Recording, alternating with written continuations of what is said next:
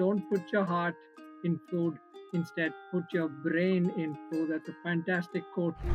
First time that nutritionist is officially sent by IOA. My role as a chief nutritionist from IOA comes in as because we want to make sure that they are familiar with food that they are going to get there at the Olympics. Athletes will now go better prepared.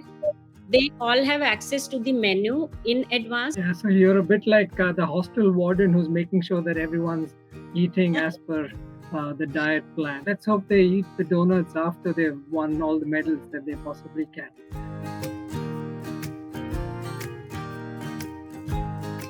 Joining this conversation with the Bridge, we're excited about having you on board for this conversation. It's a pleasure to be here. Thanks for inviting me for this talk. Looking forward. Right at the outset, this is the first time that something like this is happening. So, how excited are you? It's always good to be part of something new that is happening around, and I'm really thankful to Indian Olympic Association, who has decided to build a whole, medical team to be sent with the contingent. And this is the first time that nutritionist is officially sent by IOA. So this is, couldn't be more. I can't put the excitement in words, actually. So, really happy because this is, dreams for many. And I'm so happy that our athletes will be comfortable there having the nutritionist around, because many a times it happens they get stuck, with the new food and the environment. They don't know what to eat and what to pick for their food. So this is a very good initiative. I'm again thankful to IOA and looking forward to Paris 2024. Very quickly, just so the audience understands your role a lot better, what is expected from your role at Paris Aradhana? So Rahul, to tell you, almost all of the athletes have been working on their diet, because the level that they are performing, this is the highest, the top of the elite level. So most of them have been following their diet. Some of them are already working with other nutritionists. My role as a chief nutritionist from IOA comes in as because we want to make sure that they are familiar with the food that they are going to get there at the Olympics. And this time, the good thing for us is that we were able to, find the menu in advance, and there are a lot of vegetarian and vegan options. So what I would say is my work starts coordinating with all of them, educating them about what all is going to be available in the Olympic Village dining halls, because there are different variety. They have world food, Asian food, they have halal, and they have French. So there are different, categories of food, the districts that they call. So athletes will now go better prepared. They all have access to the menu in advance. There is an app that is launched by Indian Olympic Association. So our athletes have access to that. We have put in the menu, we have put in the guidelines on that. Now my job there would be to implement, they all have their diet plans handy, to supervise they're sticking to their diets or not. And of course, if last moment there is a need, for them to tweak the diet, instead some food is not agreeing, or someone is not feeling well, there is any gastrointestinal issues and all that. So rather than leaving them on their own to pick or replace certain food, I will be around to help them out if there is any last minute issues. Yeah, so you're a bit like the hostel warden who's making sure that everyone's eating as per the diet plan. What is the difference, Aradhana, between mere eating and eating right from an athlete standpoint?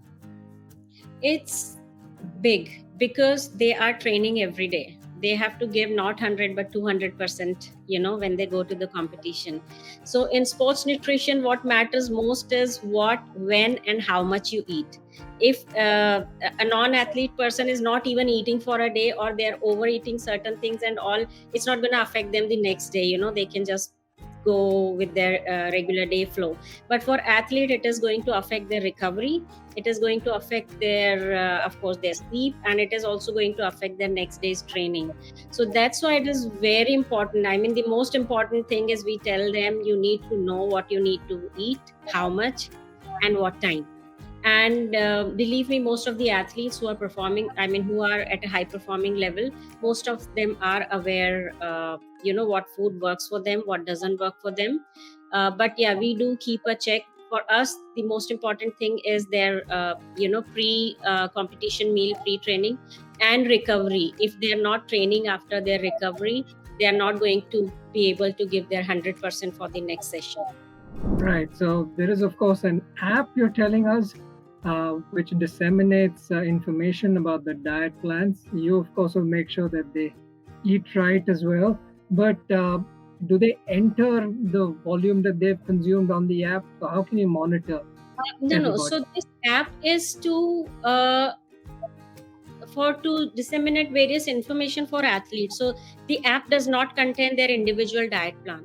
It contains the menu, which is going to be available there in the Olympic Village. We have sorted the menu in a way that they can pick and choose what they're going to eat that day. So like we have color coded, this is vegetarian item, this is non-vegetarian item, this food item has protein and fat in it, this food item has carbohydrate in it. So it is easier for them to pick. And again, at this level, they know they have to be serious about diet. This is Olympics, right? So they generally, I mean, at least till they are competing, till their event day, they generally do not deviate from the plan. But yes, when you say it's we are all humans, so if there are days that they want to have their comfort food, we need to keep some margins there, that okay, you can have this much, but just only this much allowed at this time. Now monitoring, that's why we are going to be there, right, to check, because till now in the Olympic Village there was no Indian a nutritionist with the team, so we wouldn't know. And many a time it comes the athletes, so I would just tell you, there are a lot of tempting food, a lot of desserts and donuts and stuff like that. So if the athlete is not finding anything that is familiar, they would just go and of course pick, because they all know ice creams and donuts and all that. But now we have done our homework, I mean, the I would say the back end work really well. They are all aware of what is going to be present there. We have requested all the athletes, please read the menu a day before, that tomorrow this is going to be available. I need to pick my protein from this, I need to pick my fat, my carbohydrates, or my meat item, whatever. So pick from this list. We have made their life little easier now. Yeah, let's hope they eat the donuts after they've won all the medals that they possibly can. I was wanting to check with you, right? We've been told that it's quite warm in Paris, right? Now, does the temperature play a role on the body in terms of the athlete having to consume something to counter the external temperatures? Is that a factor? If yes, how can diet help overcome that? So the temperature which are predicted there in Paris aren't going to be much higher than what we already have in India, to be very honest.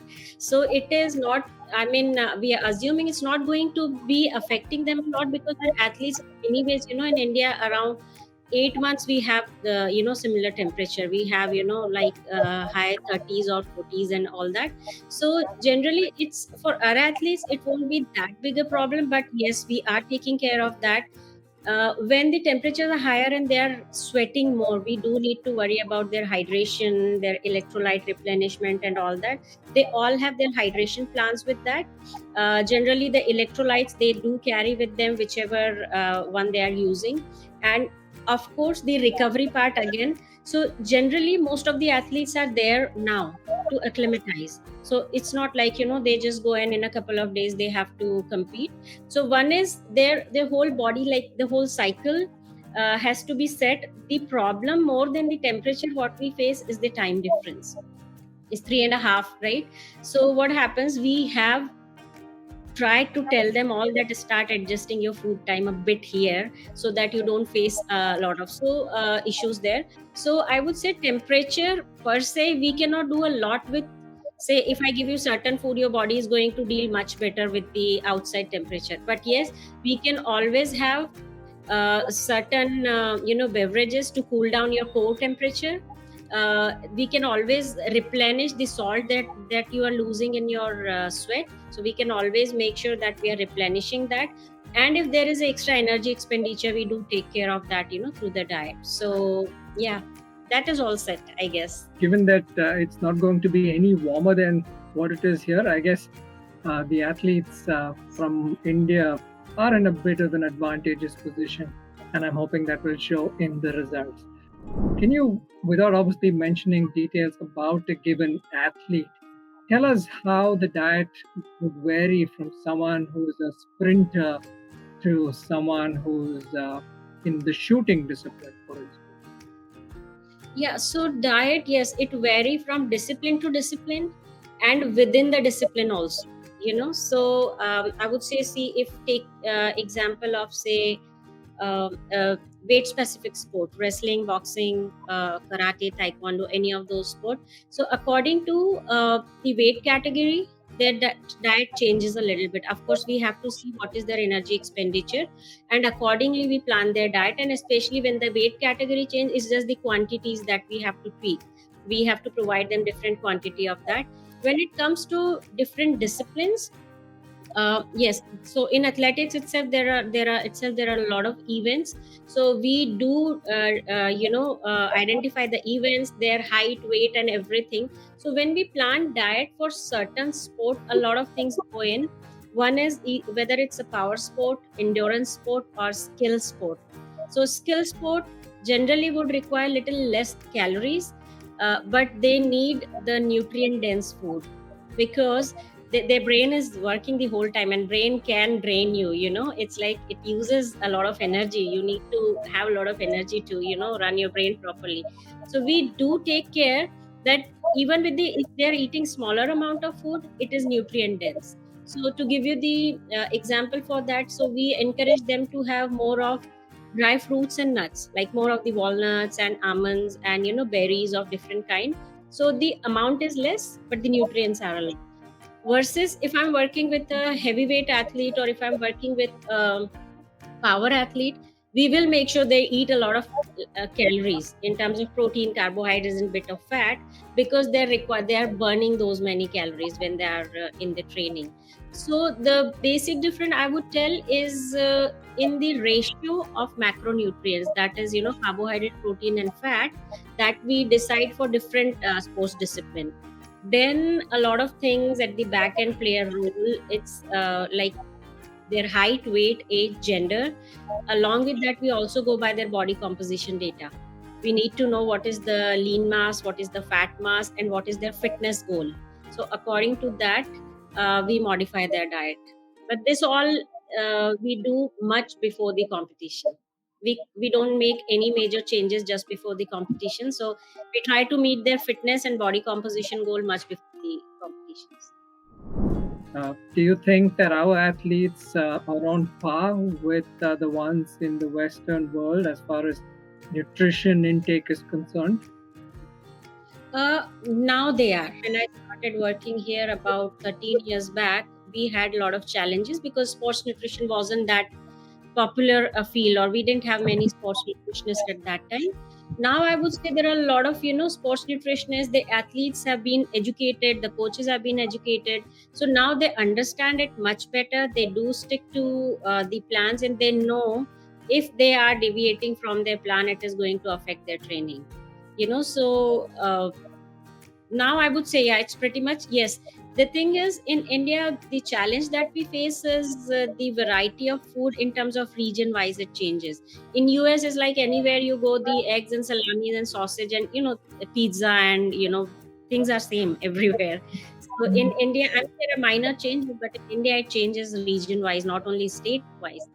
So that is a bit of challenge. But if I have to say that in the current times, we are at par. I mean, the sports science has developed a lot in India in last few years. I mean, our government and different organizations, they have done wonderful job to promote sports science, and our athletes are now understanding the importance of So it's like, what you put in your body, that's the way your body is going to perform. So if you want to drive a high end car, you can't be putting in low grade petrol in it and try to drive it. So that's the example I generally give to all my athletes and coaches, and that has helped so far. So yes, we are doing good when it comes to nutrition intake. And I'm glad to hear that they are eating right. Also, given that there's so much awareness that's now come into the ecosystem, are Mhm. people actively looking to become sports nutritionists based on your understanding of the system? Or how lucrative or how exciting is the field of sports nutrition as a career? Oh yes, a lot of the kids, I would say, because I've been working in nutrition for almost 25 years now. So I see a lot of young generation, they want to get into sports nutrition. Some of them had been the athletes themselves, and earlier it was like for athletes what career they had, they wanted to go to government job or certain jobs. They can become sports psychologists, they can, if they want to study further, they can be sports nutritionist. And also I've seen a lot of ex athletes, they are trying to study some subject which can help their own field. But otherwise also I see, so in nutrition there are different specialties. So there would be clinical nutrition, wellness nutrition, sports nutrition, pediatric, lot of. So I see huge interest now in sports nutrition, especially I would say last 5 6 years I've been seeing it's growing, because a lot many universities have started the course. When I was studying in India, we didn't have a formal degree in sports nutrition, which we have, I think 3 or 4 universities are offering those degrees. So yes, we are growing good. And I'm glad to hear that as well. The more sports nutritionists there are, the more well nourished our athletes are. So that's a move in the right direction. I'll ask another final question to you. Watching athletes perform, and obviously there's a lot of food science that goes behind their performance. What can regular people who are not professional athletes, um, what can they take from um, a sport athlete's diet, and how can they incorporate that in their everyday lives? um so first thing first is, I mean, I generally tell wherever I'm invited to talk, I tell people, eat what you can burn. The calories what or you have been burning, you eat accordingly. Don't eat so this is one thing I tell everybody: don't put your heart in food, put your brain in food. Just so think what you're eating, how it is going to affect your health, your life, your recovery, or your overall fitness. So once you start looking at food not with the emotions, the thing is, in India we are very emotionally connected with food. So, I mean, when I eat my food, I look at it, it's nourishing me or not. Is it going to give me enough calories to go through the day, or if I'm working out? So, that's what I generally tell people. So, from athlete's diet, what I would say, people, what they can pick good thing from there is the discipline. So, if an athlete is working hard, he or she will be eating accordingly. On the rest days, their calorie intake is reduced. So when the plan we give them on hard training days, you're supposed to eat this much more. When you're not training hard, or you have the rest or the off period, that time you have to eat this much less. So that is the discipline. So, and the same goes for everybody. We can't be eating so much every day and not making enough physical efforts to burn those calories or to utilize the food that we have eaten. So I would say the most important thing there is the discipline around diet, because we generally follow some wake up time and some bedtime and our food time and all that. But it's as simple as that. Like, I see people who eat rice every day, they're like fine eating certain servings, but if there is biryani one day, the serving goes just double. So that's where the discipline comes in. So you need to think, am I going to burn this extra calories tomorrow by running some extra, or lifting some more weight? So yeah, think before you put everything in your body, how you're going to take care of the calories that you are feeding yourself. And a final parting question. Uh, there's a big buffet there at Paris, I'm told. what section will be visited the most, according to you, in that entire spread? So if we uh, talk about all the athletes who are going, I mean, international athletes, they would like to try, French food, because that is going to be the specialty and you will get the authentic French food there. But for Indian athletes, what I see looking at the menu, because it's huge, huge, huge spread. So what I think, our athletes will be going to either Asian or the world cuisine, the world sector. Because in Asian, I mean, luckily on a few days we have some Indian dishes. We have butter chicken, we have veg biryani, we have some, green curries and all that. So I think that will be their favorite to visit. But of course, some of our athletes are very good, trying different kind of food, and they are familiar with, the continentals, and of course some are familiar with French food too. But then what I see, I mean, what I can think of, most of them will be visiting either world section or the Asian. We'll be watching very closely from here how the athletes perform, and having spoken to you, we'll now know that they're eating right as well. Thank you very much for sharing your insights. Thank you so much, Rahul. It was really lovely talking to you. And yeah, just let's cheer for Team India.